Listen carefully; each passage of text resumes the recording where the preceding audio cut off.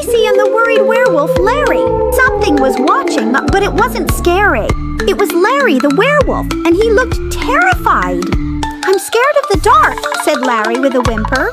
Let's make it sparkle, said Casey. Little lights, big bravery. Let's call him Larry, the worried werewolf with the warmest heart. And just like that, the night wasn't scary at all. Click like and subscribe for more videos. Next episode, The Great Cookie Picnic.